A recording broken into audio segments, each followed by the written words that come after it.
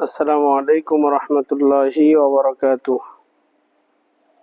যারা যেখান থেকে আমার এই ভিডিওটি দেখবেন অবশ্যই তাদের উদ্দেশ্যে বলতে চাই, ভালো লাগলে এটি লাইক দিবেন। রাসূলুল্লাহ সাল্লাল্লাহু আলাইহি সাল্লামের সাহাবী আবু সাঈদ খুদরি রাদিয়াল্লাহু তাআলা বর্ণনা করেন, রাসূলুল্লাহ সাল্লাল্লাহু আলাইহি সাল্লামের কাছে একজন মৃত ব্যক্তির লাশ নিয়ে যাওয়া হলো। উদ্দেশ্য ছিল যে আল্লাহ রাসূল জানাজা আদায় করবেন। আল্লাহ রাসূল সাল্লাল্লাহু আলাইহি সাল্লাম জিজ্ঞেস করলেন যে এই ব্যক্তির কোনো ঋণ আছে কিনা। সাহাবীরা বললেন, ইয়া রাসূলুল্লাহ, এই ব্যক্তির ঋণ আছে। আল্লাহ রাসূল সাল্লাল্লাহু আলাইহি সাল্লাম বললেন যে এর জানাজা তোমরা আদায় করো, আমাকে ডেকো না।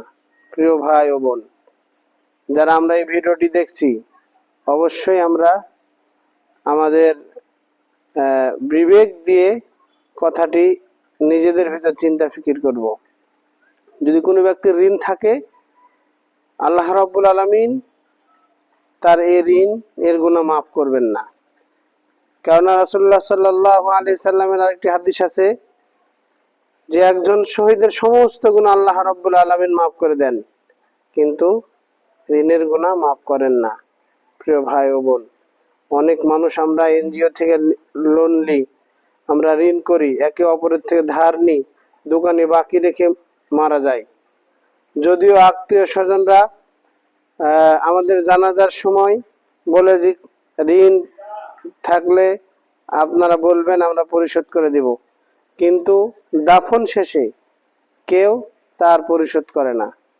তাই অনুরোধ করব, যারা আমরা ঋণ করব অবশ্যই জীবিত থাকা অবস্থায় আমরা আমাদের ঋণের বোঝা পরিশোধ করে যাব। যদিও আত্মীয় ওয়ারিশ বলে যে আমরা পরিশোধ করে দিব, কিন্তু দাফন শেষে তাদের আর খুঁজে পাওয়া যায় না। অনুরোধ রইল, আল্লাহ রাসূল সাল্লাল্লাহু আলাইহি সাল্লাম তিনি নিজেই জানাজা আদায় করেননি, তাহলে কেন আমরা ঋণ খেয়ে মারা যাব?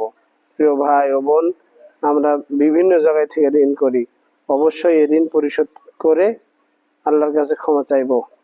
আল্লাহ রাব্বুল আলামিন আমাদের কবুল করুন। সকলে আল্লাহুম্মা আমিন। আসসালামু আলাইকুম ওয়া রাহমাতুল্লাহ। ভিডিওটি ভালো লাগলে অবশ্যই একটি লাইক দিবেন।